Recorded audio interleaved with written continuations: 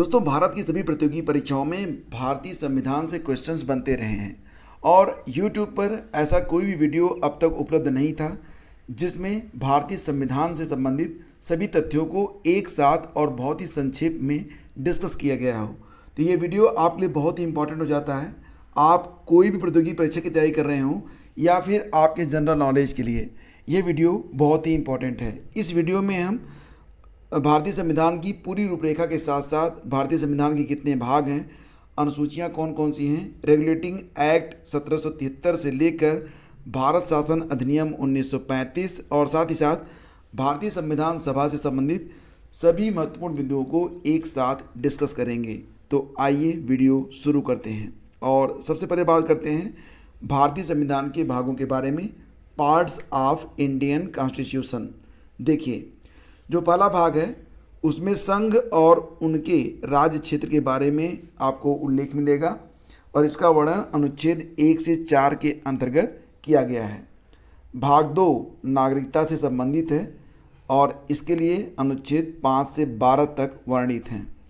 भाग 3 मूलभूत अधिकार से संबंधित है जिसमें अनुच्छेद 12 से लेकर 35 तक दिए गए हैं। और भाग 4A और भाग 4B, भाग 4 जो है ये दो भागों में है। 4A में राज्य का नीति निर्देशक तत्व दिया गया है अनुच्छेद 36 से लेकर 51 तक और 4B में मूल कर्तव्य के बारे में वर्णन है अनुच्छेद 51A के अंतर्गत। तो ये याद रखना। जो भाग 5 है ये संघ के अध्याय से संबंधित है अनुच्छेद 52 से 151 और भाग 6 जो है ये राज्य के अध्याय से संबंधित है अनुच्छेद 152 से लेकर अनुच्छेद 237 तक। इसके बाद देखिए जो 7वां भाग था इसे 7वें संविधान संशोधन 1956 के तहत ख़त्म कर दिया गया था, तो 7वां भाग नहीं है। 8वें भाग में संघ राज्य क्षेत्र से संबंधित जो तथ्य हैं उसके बारे में वर्णन है।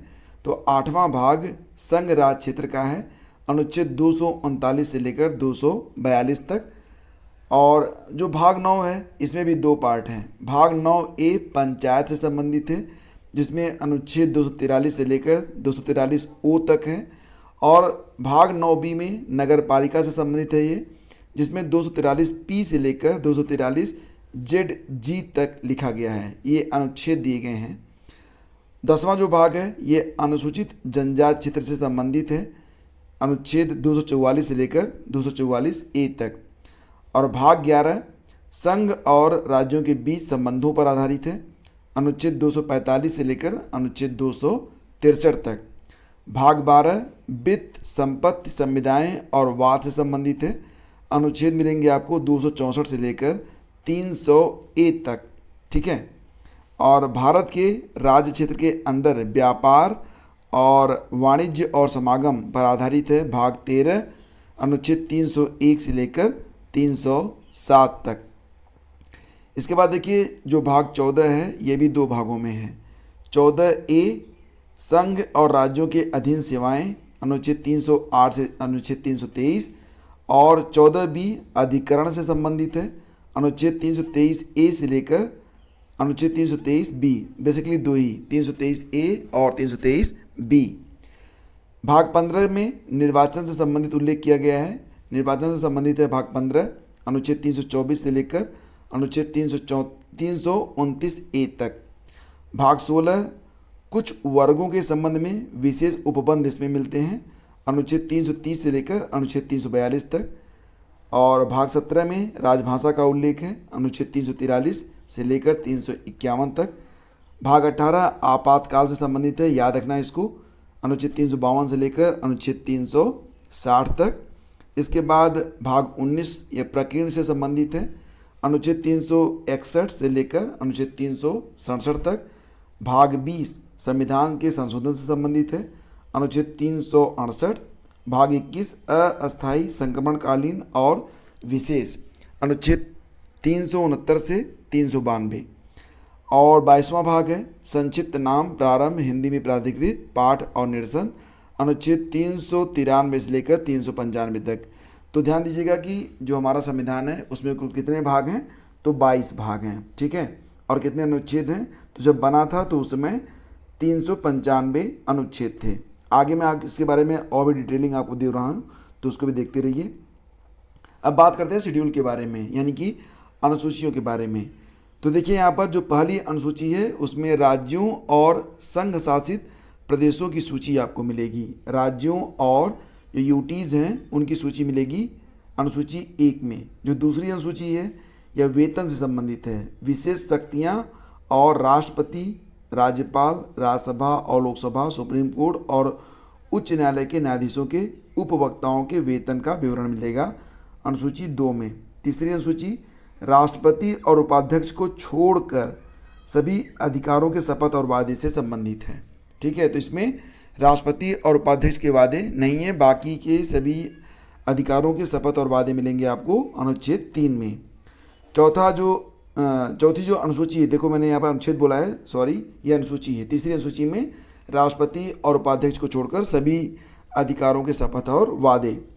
अनुसूची 4 में राज्य परिषद, राज्यसभा में सीटों का आवंटन। 5वीं अनुसूची अनुसूचित क्षेत्रों और जनजातियों के प्रशासन और नियंत्रण से संबंधित है 5वीं अनुसूची। 6ठी अनुसूची असम, मेघालय, त्रिपुरा, मिजोरम और अरुणाचल प्रदेश में जनजाति क्षेत्रों के प्रशासन के प्रावधान से संबंधित है। अनुसूची 7 बहुत इंपॉर्टेंट है, इससे संबंधित क्वेश्चन कई बार पूछे जाते हैं।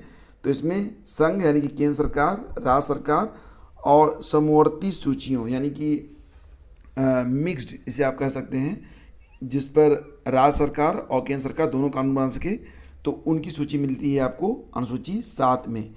तो संघ सूची, राज्य सूची और समवर्ती सूची। जो 8वीं अनुसूची है उसमें भारत की आधिकारिक भाषाएं हैं। और 9वीं अनुसूची भूमि कार्यकाल, भूमि कर, रेलवे, उद्योग से संबंधित कार्य और आदेश भी शामिल हैं। 1951 में प्रथम संशोधन के द्वारा इसे जोड़ा गया था। तो 1951 में जो पहला संशोधन हुआ उसी के द्वारा अनुसूची 9 को ऐड किया गया। ठीक है। 10वीं अनुसूची में संसद सदस्यों और राज्य विधानमंडलों के सदस्यों के लिए विरोधी दोष प्रावधान है। दल परिवर्तन संबंधी उपबंध भी आपको 10वीं अनुसूची में मिलते हैं। जो 11वीं अनुसूची है उसमें पंचायती राज के प्रावधान है, जिसमें कुल मिला के 29 विषय हैं। और फिर आती है 12वीं अनुसूची, जिसमें नगर निगम के प्रावधान शामिल हैं। इसमें कुल कितने विषय हैं? 18 विषय हैं। अब देखिए, दुनिया में संविधान का विचार सबसे पहले किसने दिया था? ब्रिटेन ने दिया था, याद रखना। और ब्रिटेन का संविधान लेकिन अलिखित संविधान है। सबसे पहला लिखित संविधान अमेरिका का बना था। और दुनिया का सबसे बड़ा संविधान कहाँ का है? तो हमारे प्यारे भारत का। प्रधानमंत्री का पद सबसे पहले ब्रिटेन में बना। वहाँ के पहले प्रधानमंत्री कौन बने? Robert Walpole. और राष्ट्रपति का पद सबसे पहले कहाँ बना? अमेरिका में। सबसे पहले जो राष्ट्रपति थे कौन थे? George Washington. स्विट्जरलैंड का राष्ट्रपति जो राष्ट्रपति होता है वो 1 वर्ष के लिए चुना जाता है। तो सबसे कम जो कार्यकाल है वो स्विट्जरलैंड के राष्ट्रपति का है। और जो सरकारें होती हैं 3 प्रकार की होती हैं, एक राजतंत्र, दूसरी तानाशाही, तीसरी लोकतंत्र। तो देखिए, राजतंत्र में क्या होता है? इसमें राजा शासन करता है। तानाशाही में क्या होता है? इसमें किसी एक व्यक्ति का निरंकुश शासन होता है। लोकतंत्र में जनता द्वारा जनता के लिए शासन। और गणतंत्र में क्या होता है? जिस देश में राष्ट्र का प्रधान का निर्वाचन होता है उसे गणतंत्र कहते हैं। फिर बात करते हैं रेगुलेटिंग एक्ट के बारे में। रेगुलेटिंग एक्ट कब आया था? 1773 में। पहली बार ब्रिटिश EIC के प्रशासनिक और राजनीतिक कार्यों को मान्यता मिली। बंगाल के गवर्नर को गवर्नर जनरल कहा गया और उसके अधीन मद्रास और मुंबई को भी कर दिया गया। और लॉर्ड वारेन हेस्टिंग्स इस एक्ट के तहत पहला गवर्नर जनरल बना था। तो याद रखना, लॉर्ड वारेन हेस्टिंग्स ये भारत का पहला गवर्नर जनरल रहा। कलकत्ता में उच्चतम न्यायालय की स्थापना हुई थी। किसके? रेगुलेटिंग एक्ट 1773 के अंतर्गत ही कलकत्ता में सुप्रीम कोर्ट की स्थापना हुई। और सर जॉन एलियाह इम्पे इसमें मुख्य न्यायाधीश बने थे। सर जॉन एलियाह इम्पे। बात करते हैं भारत परिषद अधिनियम 1909 काउंसिल ऑफ इंडिया एक्ट के बारे में, जिसे कहते हैं पार्लियामेंटो सुधार। तो पहली बार मुस्लिम समुदाय के लिए पृथक प्रतिनिधित्व उपबंध किया गया। इस प्रकार इस अधिनियम में सांप्रदायिकता को वैधानिकता प्रदान कर दी गई। भारतीयों की भारत सचिव और गवर्नर जनरल की कार्यकारिणी परिषद में नियुक्ति हुई। सत्येंद्र सिन्हा वायसराय की कार्यपालिका के पहले सदस्य बने। ये बहुत इंपॉर्टेंट फैक्ट है और इसको याद भी रखना। सत्येंद्र सिन्हा वायसराय की कार्यपालिका के प्रथम सदस्य बने थे। और इसके बाद देखिए, presidency corporation, chambers of commerce, विश्वविद्यालयों और जमींदारों के लिए अलग प्रतिनिधित्व का प्रावधान किया गया। पहली बार कानून में भारतीयों का प्रतिनिधित्व प्रांतीय विधानसभाओं का विस्तार हुआ। इसके बाद आता है भारत शासन अधिनियम 1919, जिसे कहते हैं मॉन्टेग्यू चेम्सफोर्ड सुधार। तो केंद्र में द्विसदनात्मक विधायिका की स्थापना, प्रथम राज्य परिषद और केंद्रीय विधानसभा। राज्य परिषद में 60 सदस्य, केंद्रीय विधानसभा में 144। प्रांतीय विषयों को 2 उपवर्गों में विभाजित किया गया। पहला आरक्षित, दूसरा हस्तांतरित या आंतरिक। और लोक सेवा आयोग का गठन हुआ। कब हुआ था? 1926 में, पार्लियामेंटो सुधार के मॉन्टेग्यू चेम्सफोर्ड सुधार के अंतर्गत। मॉन्टेग्यू चेम्सफोर्ड सुधार के अंतर्गत ही 1926 में लोक सेवा आयोग का गठन किया गया। इसके बाद इसने सांप्रदायिक आधार पर सिखों, ईसाइयों, आंग्ल भारतीयों और यूरोपियों के लिए पृथक निर्वाचन के सिद्धांत को विस्तारित कर दिया। पहली बार केंद्रीय बजट को राज्यों के बजट से अलग किया गया। मॉन्टेग्यू चेम्सफोर्ड सुधार भारत शासन अधिनियम 1919 द्वारा भारत में पहली बार महिलाओं को वोट देने का अधिकार मिला। तो महिलाओं को वोट देने का अधिकार सबसे पहले मिला था भारत शासन अधिनियम 1919 में, याद रखना। और भारत शासन अधिनियम 1935 के बारे में बात करें तो भारत में फेडरल न्यायालय की स्थापना हुई, जो कि कहाँ पर स्थित है? दिल्ली में। संघ शासन की स्थापना हुई। केंद्र में दोहरे शासन की व्यवस्था की गई। केंद्र में दोहरे शासन की व्यवस्था। प्रांतों की स्वायत्तता की व्यवस्था की गई। केंद्र और प्रांतों की शक्तियों का विभाजन किया गया। राज्यों में दोहरी शासन का अंत हुआ। मुख्यमंत्री और राज्यपाल का पद सृजित किया गया था। इसमें गवर्नमेंट ऑफ इंडिया एक्ट 1935 के अंतर्गत। बात करते हैं भारतीय संविधान सभा कॉन्स्टिट्यूएंट असेंबली के बारे में। तो देखो फ्रेंड्स, भारत को संविधान बनाने की अनुमति अगस्त प्रस्ताव के द्वारा दी गई थी, ये याद रखना। और भारत के लिए संविधान की रचना के लिए विचार सबसे पहले स्वराज पार्टी ने कब दिया था? 1934 में। तथा संविधान सभा का विचार सबसे पहले एम.एन. राय और मोतीलाल नेहरू ने दिया। 1935 में संवैधानिक रूप से सदन में ये प्रस्ताव रखा गया था। कैबिनेट मिशन की संस्तुतियों के आधार पर भारतीय संविधान का निर्माण करने वाली संविधान सभा का गठन कब हुआ?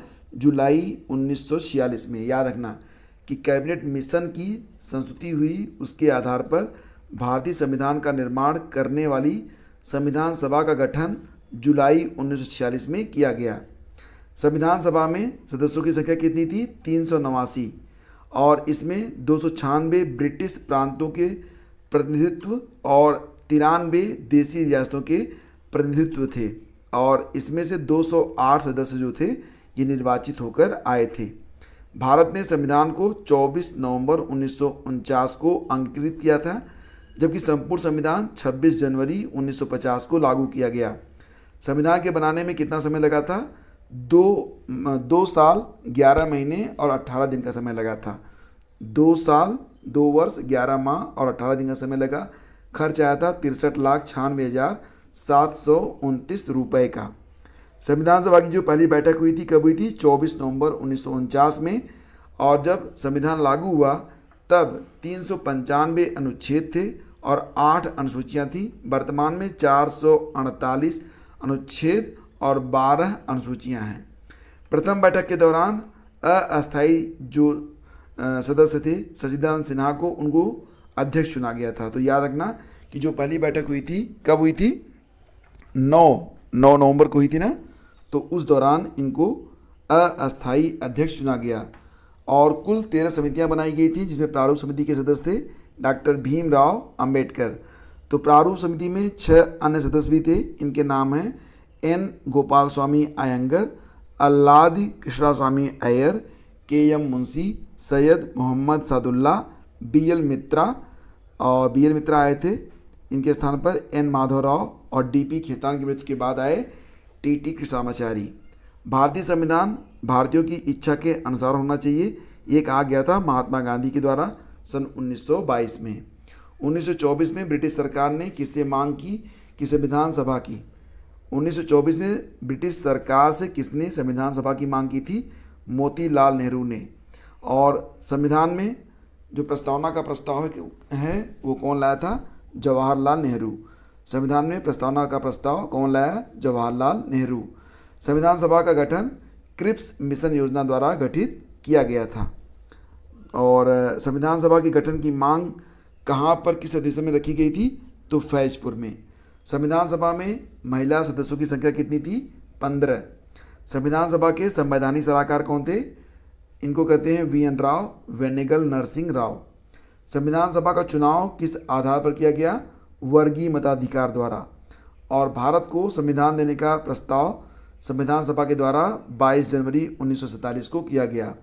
संविधान सभा का अधिनियम किया विभिन्न प्रांतों की विधानसभाओं द्वारा नामित अप्रत्यक्ष निर्वाचन के जरिए। तो फ्रेंड्स, ये थे बहुत ही इम्पोर्टेंट फैक्ट भारतीय संविधान से संबंधित। और ये वीडियो अगर आपको अच्छा लगा है तो प्लीज़ इसे लाइक और शेयर आप ज़रूर कीजिएगा। Thank you so much.